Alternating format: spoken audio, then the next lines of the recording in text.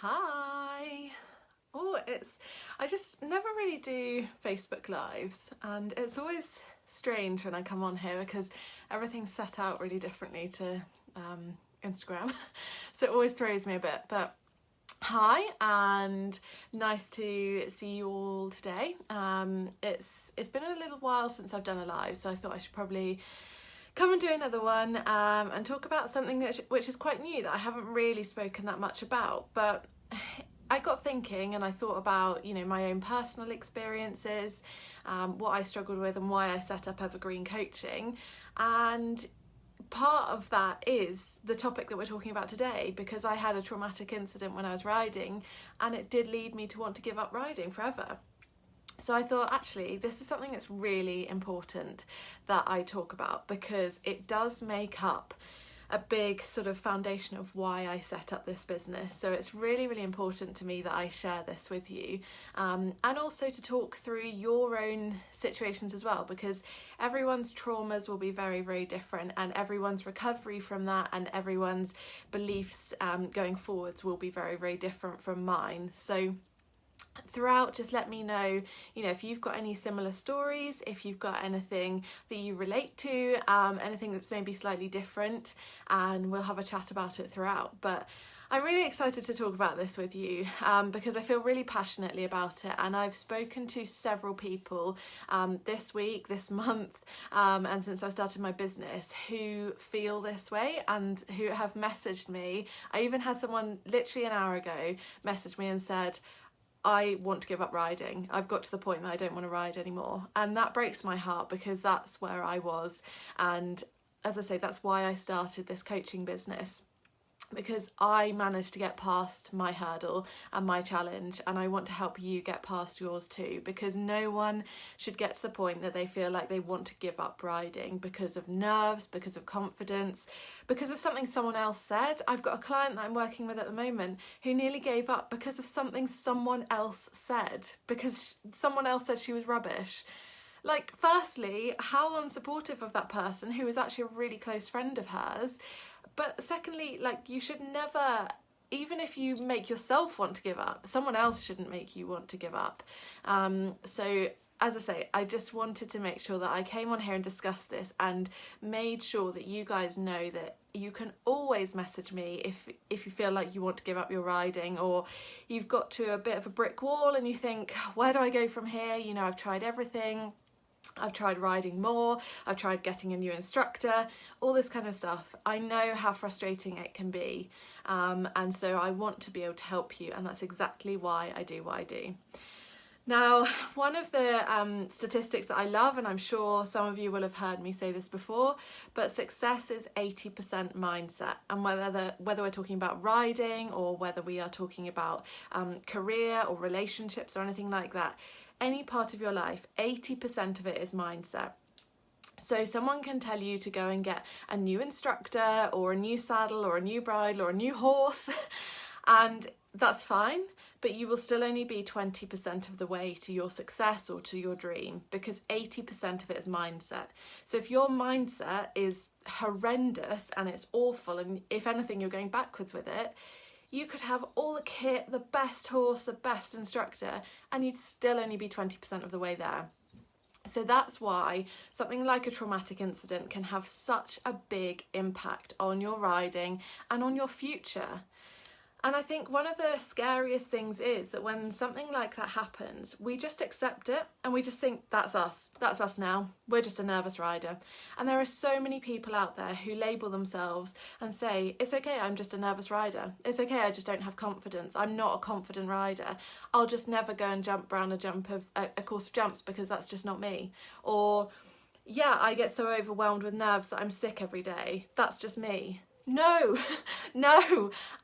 You can change that. You can break down those feelings and those negative associations so that you can get back to the old you, the confident you, the one who before the incident happened loved life, would get on any horse, because that was me, and that's me again now. But that bit in between where something horrible happened was so traumatic and so scary for me and so overwhelming that I just thought, the easiest thing is that I don't ride anymore. Maybe I'll hack out every so often, but it's just easier if I don't ride. So I guess now's probably a good time for me to share my own story in terms of a traumatic incident. And I'm sure some of you will see this on social media or will have already seen my story on social media. But basically, I had a young horse. He was 4 years old. He came over from Ireland. Big Irish horse, and I brought him to bring on to event because I wanted a new challenge and something to bring on and something to event and sort of take up the levels. So I brought him. He was a gorgeous grey Irish sports horse. He was called Peter, and he was wonderful, and we were getting on leaps and bounds. His jumping was improving, his hacking was great. He was just really an ideal young horse for me to bring on. And one day I was hacking out on my own.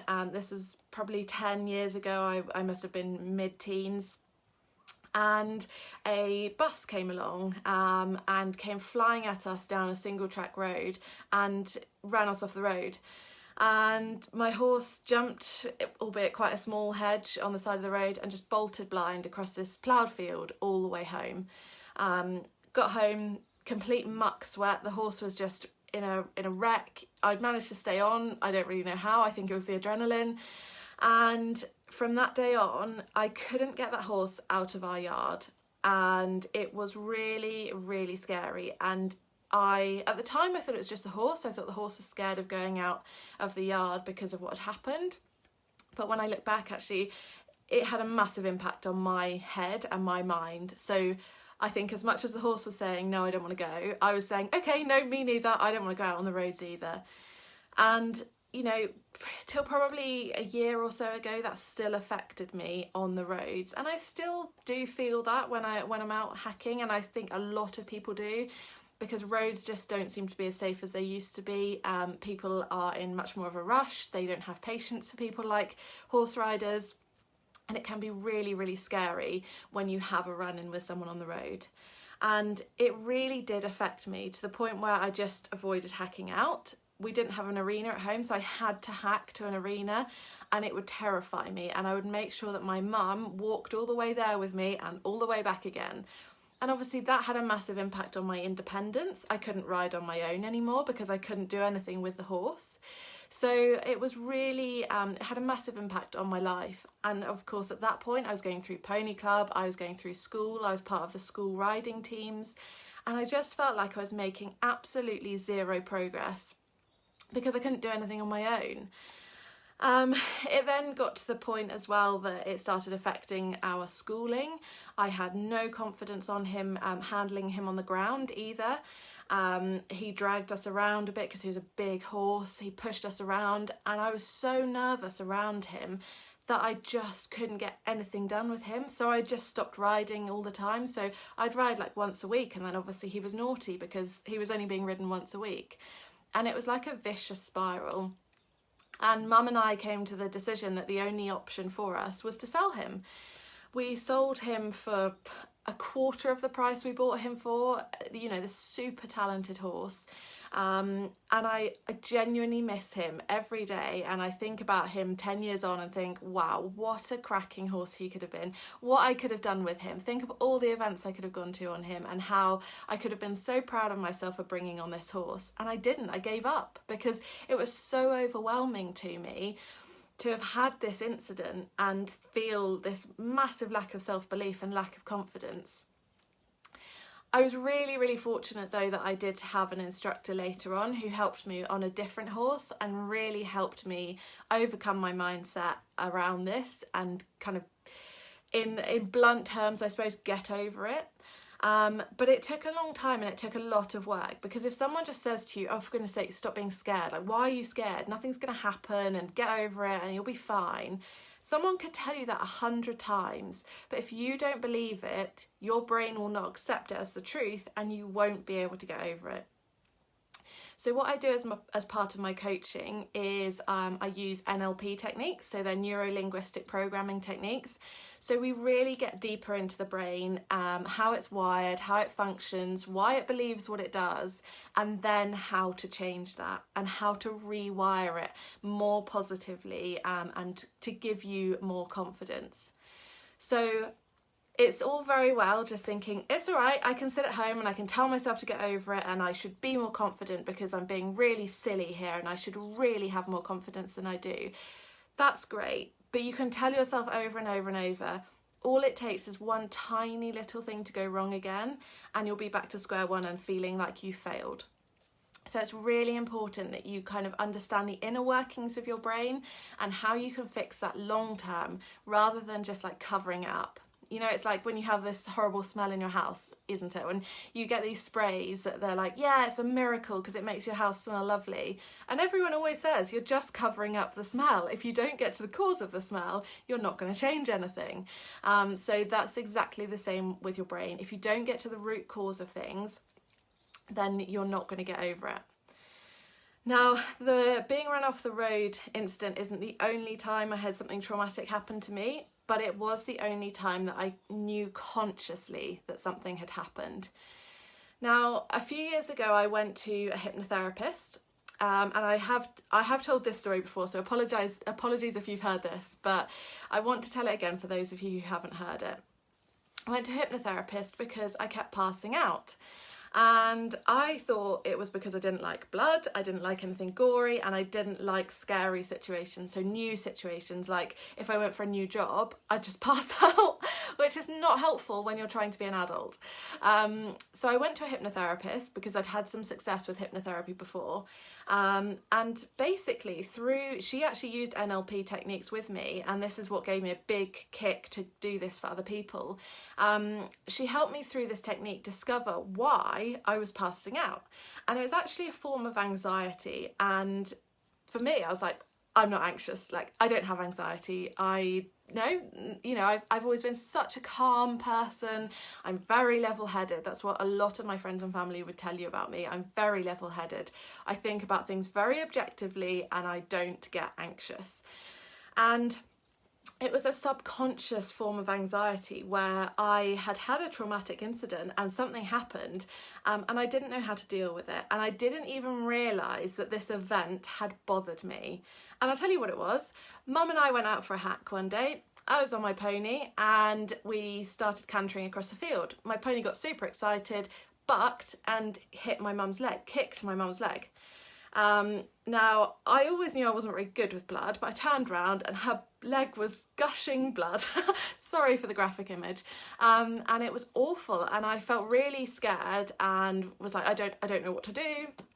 The yard owner of the yard that we were on at the time terrified me, so I didn't want to ring her and be like, help, we're out on a hack and my mum's leg is bleeding, it's probably broken. So I felt completely helpless because I said to my mum, you are going to have to ring her, you're going to have to ring an ambulance, you're going to have to do it all because I can't cope. And I don't know, a few weeks later, I would have forgotten about that incident. You know, once Mum had recovered and healed and everything, I didn't think twice about it. I didn't think that it would have a long-term impact on me. But what it did was it like exaggerated this feeling of helplessness for me and made me feel like I wasn't able or confident enough to help myself or help others in a situation. So there are two traumatic incidents that happened to me, one on a more conscious level and one on a more subconscious level, that really affected me later on in life. So this is my long-winded way of basically telling you that sometimes there are incidents that happen that you won't have even realised have affected you, and they might affect you in a way that you would never have even expected. So if you are lacking confidence when you're riding, or you're lacking self-belief, or you're just facing a really big challenge and you feel like you're hitting your head against a brick wall and you want to give up, there is likely to be an explanation for that. And things like NLP techniques can really help you understand where that problem is and how you can go about addressing it and how you can move forwards and really enjoy your riding. Because that is what is key for me, is that you actually love what you do. Because we don't spend hundreds and thousands of pounds on our horses and keep them 365 days a year, make sure they're warm enough, cold enough, got water, got food, all that kind of stuff, to hate what we do and want to give up. Why would we do it? Why would we have them if that was the case? So what I want to do is help you get back to enjoying your riding again, and provide you with techniques and knowledge and information to be able to overcome anything that has come up for you because of a traumatic incident. Now, what I want to do is give you an exercise now that I think will be really beneficial for you, and that you can go away and use tonight, tomorrow, whenever you're not next riding and whenever you're next feeling like you're lacking confidence a bit, and you can go away and you can use this. Now, while I'm explaining this to you, send me any comments or anything that you've got around your own experiences, what comes up for you in terms of feelings, you know, what kind of emotions come up when you think about riding. Is it lack of confidence? Is it lack of self-belief? Is it fear around what might happen because something bad happened last time? Let me know what it is. So this exercise is called the Circle of Excellence. And I really like this one because it's a visualization exercise. You don't need anything physical to be able to do it. No one needs to know that you're doing it. And it's really quick and simple to do. So it's called the Circle of Excellence, and what you do is you pretend that you have a circle. So you could pretend that you have a circle folded up in your back pocket, for example. You could pretend you have a piece of chalk in your pocket that you can draw a circle out in front of you with.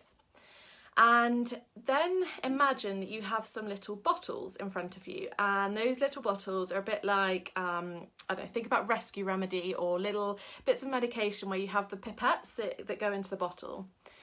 Imagine those lined up in front of you, and in each of those bottles you have a trait or a behaviour or a feeling that you would love to have yourself.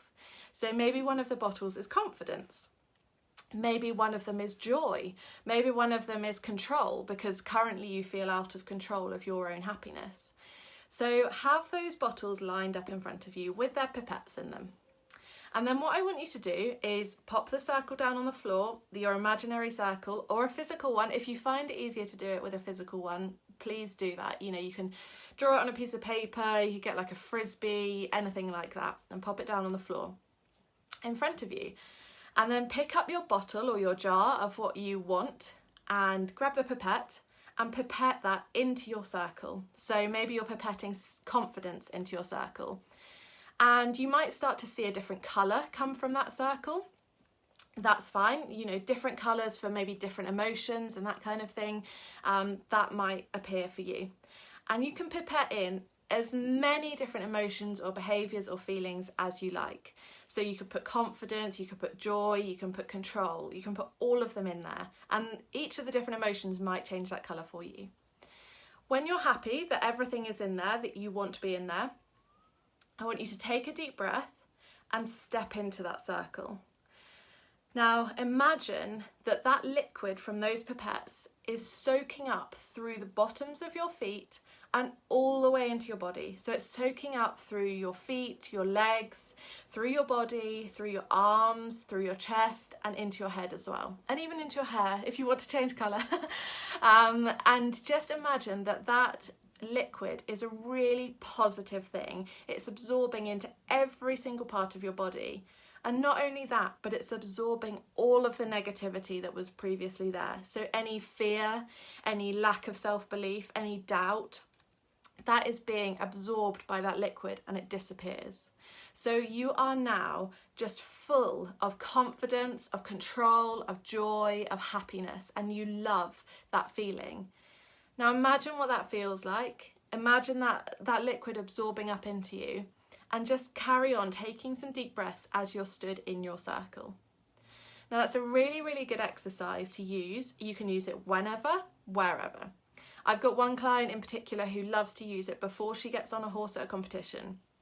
So as horsey people, we rush around a lot, we run late quite a lot, but we need to take 30 seconds for ourselves to make sure our heads are in the right place, because otherwise you can really struggle with what you're doing. So you could get your horse tacked up, get ready, put your hat on, your boots, your body protector, get your whip, all that kind of stuff. Stand in front of your mounting block, put your circle out, pipette in everything that you want, so pipette that confidence for that ride you're about to have, and step into that circle and let it all absorb up. When you're done, get on that mounting block and get on your horse, because you will be feeling full of confidence, full of joy, and full of that feeling of control. So that is a really great and simple exercise that literally takes 30 seconds.